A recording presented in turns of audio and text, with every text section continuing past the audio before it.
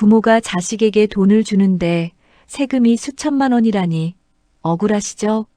그런데 여러분, 국세청 법전 안에는 우리가 몰랐던 합법적인 통로가 이미 마련되어 있습니다.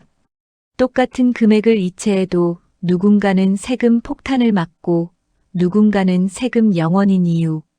그 차이는 이체 메모에 적힌 단 4글자와 몇 가지 사소한 조건에서 갈립니다.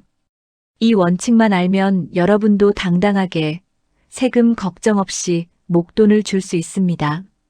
오늘 똑똑 시니어 라이프에서는 대부분이 놓치고 있는 증여세의 치명적인 함정과 국세청이 인정하는 합법적 증여 스킬을 완벽하게 분석해서 전달해 드리겠습니다.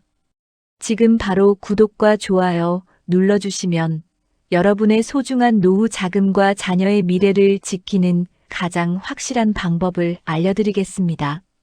첫 번째 방법은 성인 자녀에게는 10년간 5천만 원까지 증여재산 공제가 적용됩니다. 쉽게 말씀드리면 성인인 자녀에게 10년 동안 합쳐서 5천만 원까지는 세금 없이 줄 수 있습니다. 미성년 자녀는 10년간 2천만 원까지입니다. 두 번째는 생활비, 교육비, 치료비는 상속세 및 증여세법 제46조에 따라 사회통상 인정되는 범위 내에서 비과세 증여 재산입니다. 하지만 여기서 단서 조항이 있습니다. 비과세라고 해서 어떤 방식으로 든도 되는 게 아닙니다. 반드시 그 용도에 맞게 실제로 사용된 경우에만 비과세로 인정됩니다. 생활비로 받은 돈을 주식이나 부동산 사는데 쓰거나 적금을 들어두면 그 순간 증여의 대상이 됩니다. 세 번째는 말씀드렸듯이 증여세는 10년간 합산됩니다. 이번에 준 돈만 계산하는 게 아니라 같은 자녀에게 10년간 준 돈을 전부 합쳐서 계산합니다. 지금 1억 원을 주었는데 7년 전에 2억 원을 준 적이 있다면 합쳐서 3억 원으로 세금을 계산하는 겁니다. 이 세 가지 원칙을 정확하게 알고 계셔야 합니다. 이걸 모르시면 오늘 제가 알려드리는 방법을 써도 낭패를 볼 수 있습니다. 그럼 이제 본격적으로 들어가겠습니다. 그 전에 한 가지만 더 말씀드리겠습니다. 국세청은 도대체 어떻게 우리가 자녀에게 돈을 이체했는지 알게 되는 걸까요? 항상 우리 통장을 들여다보고 있는 걸까요? 아닙니다. 국세청은 평소에 우리의 계좌 내역을 들여다보지 않습니다. 그건 개인정보보호법에도 어긋나는 일입니다.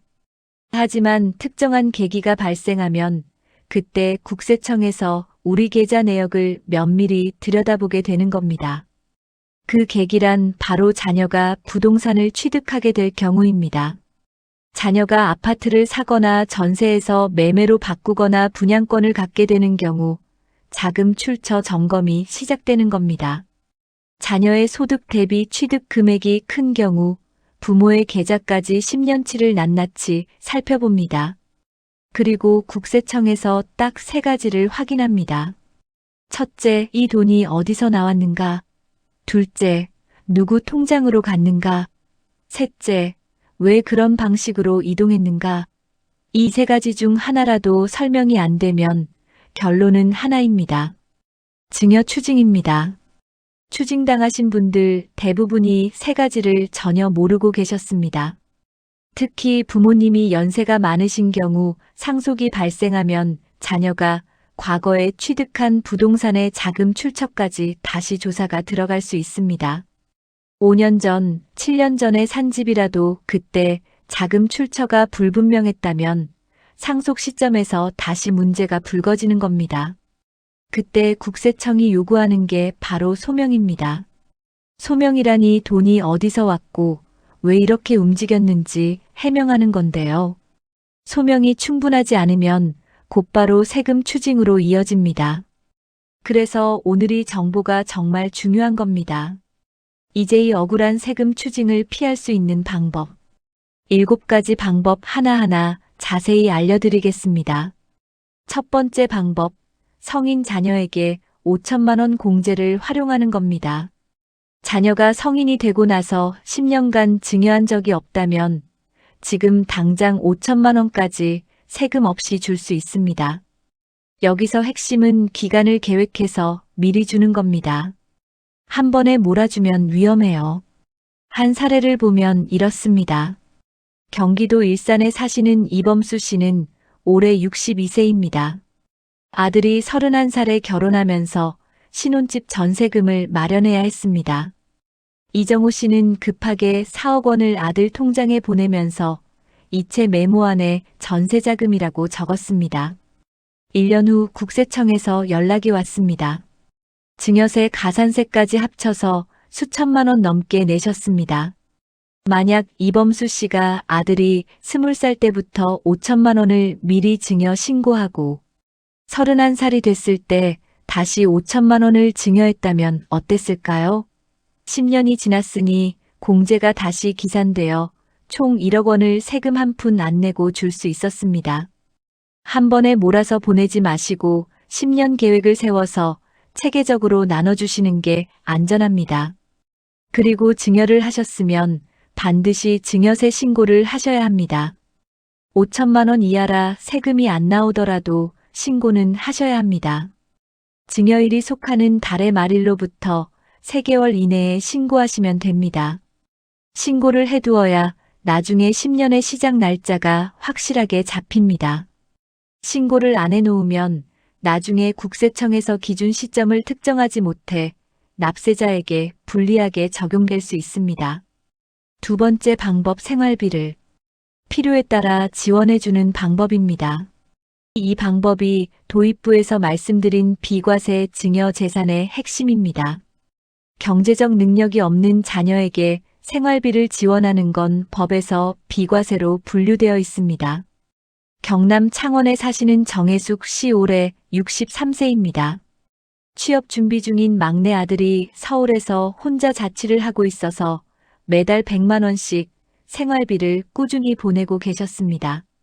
그런데 어느 날 뉴스에서 자녀에게 돈을 보내면 증여세가 붙을 수 있다는 내용을 보시고 덜컥 겁이 나셨대요. 혹시 그동안 보낸 돈에 세금이 나오는 건 아닌지 걱정이 되셔서 세무서에 직접 문의하셨습니다. 결론부터 말씀드리면 정혜숙 씨는 세금 걱정할 필요가 없습니다.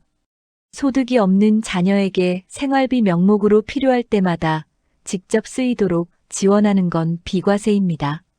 하지만 여기에 절대 빠뜨리시면 안 되는 조건이 있습니다. 생활비로 받은 돈을 적금에 넣거나 주식을 사거나 부동산을 사면 그 순간 비과세가 아니라 증여세 대상이 됩니다. 돈을 쌓아두는 것이 아니라 받는 즉시 생활비로 사용해야 합니다. 월세, 식비, 교통비, 통신비 같은 실제 생활에 쓰이는 항목 위주로 관리하셔야 해요. 그리고 이 돈이 실제로 생활비로 쓰였다는 걸 증명할 수 있는 카드 사용 내역이나 영수증을 잘 보관해 두시는 게 좋습니다. 세 번째 방법, 교육비와 학비 지원입니다. 교육비 역시 비과세 증여 재산입니다. 자녀가 경제적 능력이 없는 상태에서 등록금이나 학비를 부모가 내주는 건 당연히 과세 대상이 아닙니다. 그런데 여기서 많이들 실수하시는 부분이 있습니다. 할머니나 할아버지가 손주의 대학 등록금을 내주시는 경우입니다. 손주가 소득이 없더라도 손주의 부모, 그러니까 어르신의 아들이나 딸이 소득이 있으면 문제가 될 수 있습니다. 왜냐하면 손주를 부양할 의무는 부모에게 있지 조부모에게 있는 게 아니거든요. 이 경우 조부모가 낸 등록금은 증여세가 과세될 수 있습니다. 이건 어르신들이 손주 사랑하는 마음에 흔히 하시는 일인데 세법에서는 그 마음을 알아주지 않습니다. 그래서 조부모가 손주 교육비를 지원하고 싶으시면 차라리 아들이나 딸에게 먼저 증여하시고 자녀가 손주 교육비를 내는 형태가 더 안전합니다. 그리고 교육비를 납부하실 때는 부모가 자녀 계좌에 돈을 넣어서 자녀가 납부하게 하는 것보다 부모가 학교에 직접 납부하는 게 소명이 더 명확해집니다. 그리고 등록금 납부 영수증을 꼭 보관해 두세요. 네 번째 방법은 자녀가 미성년자일 때부터 일찍 증여를 시작하는 겁니다. 손주를 보신 어르신들, 자녀분들께 꼭 전달해 주시기 바랍니다. 미성년 자녀에게는 10년간 2천만 원까지 세금 없이 줄 수 있습니다. 아이가 태어나면 바로 2천만 원을 증여 신고하고 아이의 계좌에 입금해 두는 것입니다. 여기서 주의하실 점이 하나 있습니다. 아이 명의 계좌에 돈을 넣어놓고 부모가 그 계좌로 주식 단기 매매를 해서는 절대로 안 됩니다. 2살배기 아이가 주식 단기 매매를 할 수 있을까요? 국세청이 봤을 때 말이 안 되겠죠. 이는 부모가 자산을 운용한 것으로 간주하여 증여세를 부과할 수 있습니다. 단기 매매뿐만 아니라 미성년자가 할 수 없는 적극적인 주식 매매 활동은 모두 문제가 될 수 있습니다. 안전한 방법은 배당주나 안정적인 상장 지수 펀드, 쉽게 말해서 주식 시장 전체에 분산 투자하는 펀드를 매수해서 장기간 보유하게 하는 전략입니다. 2천만 원 어치 사서 그대로 오랫동안 보유하는 방법입니다. 그러면 국세청에서도 자녀에게 2천만 원 어의 주식을 사준 거구나 하고 크게 문제 삼지 않습니다. 또 한 가지, 주식을 먼저 매수한 다음에 자녀에게 증여하는 방법도 있어요. 이렇게 하면 부모가 주식을 골라서 산 거니까 미성년자의 적극적 매매 문제가 생기지 않아서 더욱 안전한 방법이 될 수 있습니다.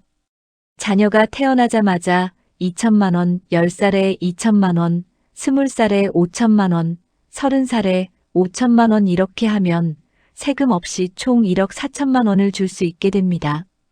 여기에 연평균 4%만 수익이 난다고 가정하면 30살 때 약 2억 3천만 원 이상의 자산이 형성됩니다. 다만 이건 단순한 계산이고 실제 수익률이나 세부 조건에 따라 결과가 달라질 수 있으니 참고 자료로만 활용하시기 바랍니다. 5번째 방법, 10년 주기로 나누어 증여하는 겁니다. 이것이 앞서 말씀드린 전략의 핵심입니다. 증여 재산 공제는 10년이 지나면 초기화됩니다. 그래서 10년마다 한도에 맞춰서 주고 10년을 기다린 뒤 다시 주는 방식을 반복하면 상당한 자산을 합법적으로 이전할 수 있습니다. 여기서 절세 전략을 하나 더 알려드릴게요. 증여세의 최저 세율 구간은 10%입니다. 공제 금액을 빼고 남은 금액, 이걸 세법에서는 과세 표준이라고 하는데요. 1억 원 이하가 10% 세율 구간에 해당합니다. 그러니까 성인 자녀에게 1억 5천만 원을 주면 5천만 원 공제받고 남은 1억 원에 대해 10%인 1천만 원만 세금으로 납부하면 됩니다. 물론 이건 세부적인 추가 공제 계산은 생략한 단순한 예시입니다. 실제로 신고하실 때는 반드시 세무 전문가와 상담하셔서 정확한 금액을 확인하셔야 합니다. 하지만 큰 틀에서 보시면 이렇습니다. 10년 주기로 최저 세율 구간까지 활용하면 0살에 2천만 원, 10살에 2천만 원, 20살에 1억 5천만 원, 30살에 1억 5천만 원, 이렇게 주면 총 3억 4천만 원을 주면서 증여세는 약 2천만 원 수준으로 낼 수 있습니다. 투자 수익까지 더하면 상당한 자산 이전이 가능해져요. 다만 한번 강조하겠습니다. 이 금액은 개인 상황에 따라 달라질 수 있으니 반드시 세무사와 구체적으로 상담하시기를 권해드립니다. 이때 가장 중요한 실무 포인트가 있습니다. 바로 날짜 관리입니다. 증여 신고를 하고 나서 10년이 되는 날짜를 반드시 따로 기록해 두셔야 합니다. 이 날짜를 놓치고 9년 11개월 만에 또 증여하면 합산돼서 세금 부담이 크게 늘어납니다. 달력에 증여할 날짜를 꼭 표시해 두세요. 10초면 됩니다. 그 10초가 수백만 원을 아껴줍니다. 6번째 방법, 치료비와 병원비입니다. 치료비는 상속세 및 증여세법에 비과세 증여 재산으로 명시되어 있습니다. 병원비, 검사비, 치료 관련 비용을 부모가 자녀 대신 납부하는 건 당연히 비과세예요. 이때도 병원비를 즉각 지불하거나 송금 내역을 남겨두시면 나중에 소명할 때 훨씬 수월합니다. 다만 여기서 한 가지 꼭 알아두셔야 할 게 있습니다. 반대 상황도 있다는 겁니다. 부모님이 연세가 많으셔서 자녀가 부모님의 병원비나 간병비를 대신 내드리는 경우도 있죠. 이것도 잘 알아보셔야 합니다. 자녀가 부모님의 생활비와 병원비를 내드리면 부모님의 재산이 줄어들지 않고 그대로 남아있게 되잖아요. 그러면 나중에 상속이 발생했을 때 상속 재산이 그만큼 커져서 상속세가 더 나올 가능성이 있습니다. 물론 이건 전체 재산 규모나 공제 항목에 따라 결과가 달라질 수 있어서 무조건 더 나온다고 단정할 순 없습니다. 그렇지만 이런 구조가 있다는 걸 미리 아시고 대비하시는 게 중요합니다. 경기 수원에 사시는 이동철 씨 올해 61세입니다. 아버지가 당뇨 합병증으로 오랫동안 투병하셔서 매달 병원비와 간병비 명목으로 200만 원씩 2년 반 동안 대신 내드렸습니다. 총 6천만 원 정도 됐어요. 자식된 도리로 당연히 해야 할 일이라고 생각하셨죠. 그런데 아버지가 돌아가시고 상속 절차를 밟으면서 예상치 못한 상황이 생겼습니다. 아버지 명의 예금과 부동산이 고스란히 남아있었기 때문에 상속 재산이 줄어들지 않은 거예요. 이동철 씨가 대신 병원비를 내드린 덕분에 아버지 재산이 그대로 유지됐고 결국 상속세가 예상보다 훨씬 높게 나왔습니다. 이동철 씨는 처음엔 이해가 안 되셨대요. 내가 아버지 병원비까지 다 냈는데 왜 세금이 이렇게 많이 나오냐고요? 만약 아버지 명의 재산에서 병원비가 지출됐더라면 상속 재산이 그만큼 줄어들었을 텐데 자녀가 대신 내리니까 재산이 그대로 유지된 겁니다. 이런 구조를 미리 알고 계셨다면 대비할 수 있었을 텐데 아쉬운 사례입니다. 7번째 방법, 결혼 축하금과 혼인증여 재산 공제 활용입니다. 먼저 축의금이나 혼수용품은 사회통상 인정되는 범위 내에서 비과세입니다. 과거 국세심판 사례에서 외손자에게 보낸 결혼 축하금 400만 원까지는 사회통상 비과세로 인정한 적이 있어요. 하지만 이건 20년 넘은 사례이고 사람마다 소득 수준이나 사회적 지위가 다르기 때문에 정확한 금액 기준이 법으로 정해져 있지는 않습니다. 2024년 1월 1일부터 혼인증여 재산 공제가 새로 생겼습니다. 기존 5천만 원 공제에 더해서 결혼할 때 1억 원을 추가로 공제받을 수 있어요.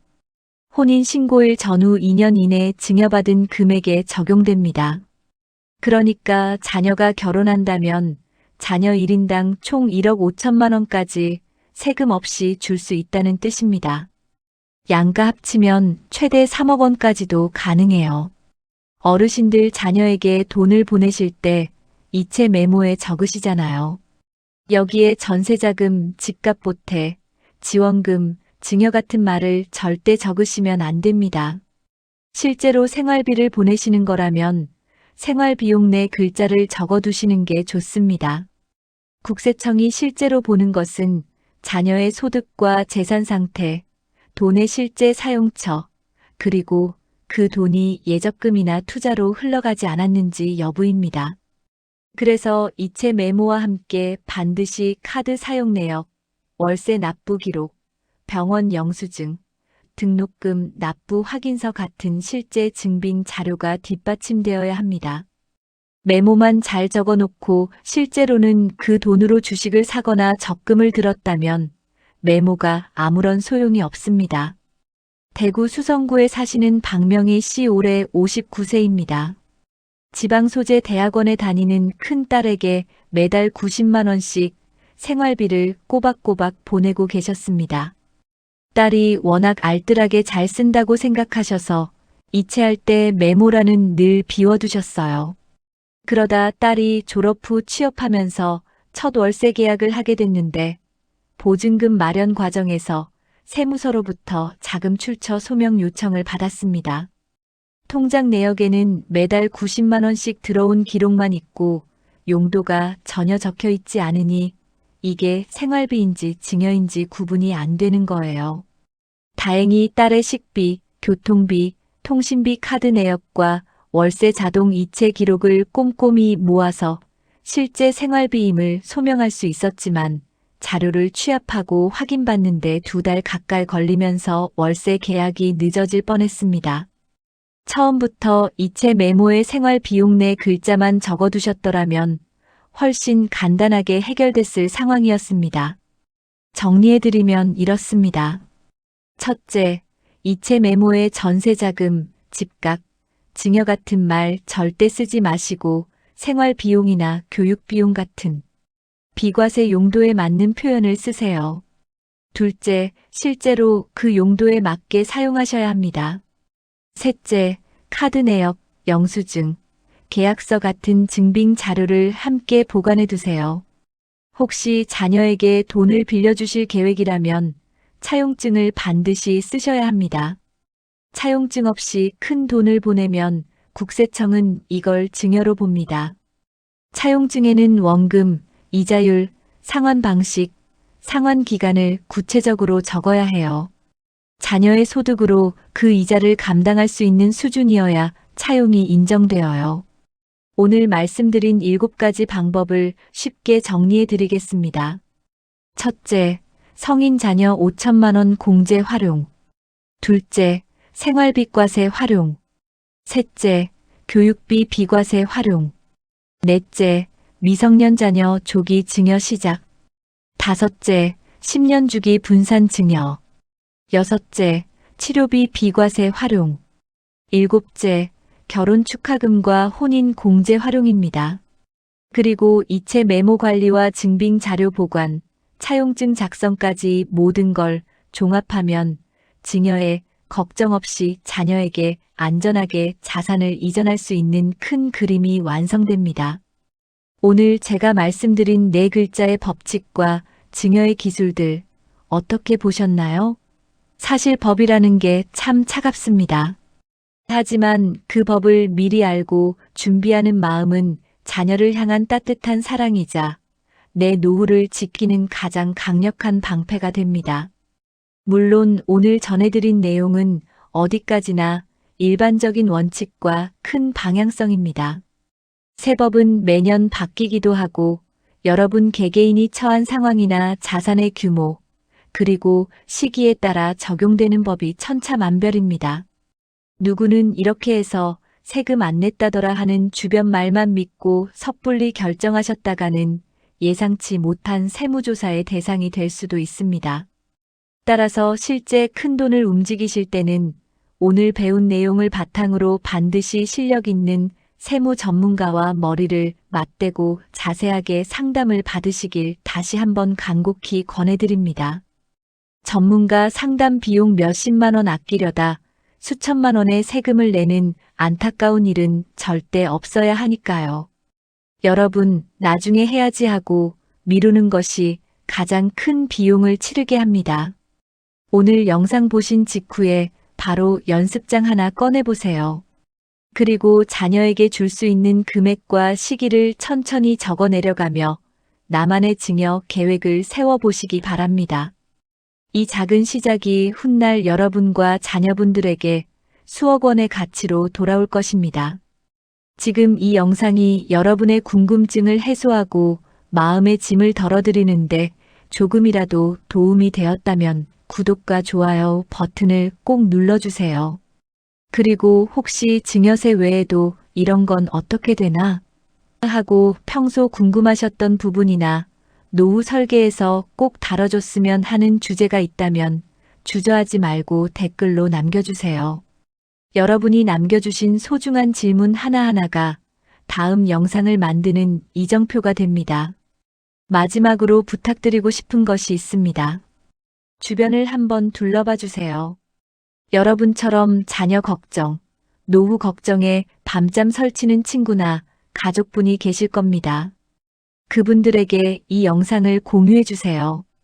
여러분이 누르시는 공유 버튼 한 번이 소중한 사람의 재산을 지키고 누군가의 노후를 평안하게 바꾸는 기적이 될 수 있습니다. 좋은 정보는 나눌수록 그 복이 나에게 돌아온다고 하죠. 우리 시니어 세대가 더 당당하고 똑똑하게 살아가는 그날까지 똑똑 시니어 라이프가 여러분의 든든한 동반자가 되어 끝까지 함께하겠습니다. 오늘도 긴 시간 끝까지 경청해 주셔서 진심으로 감사합니다.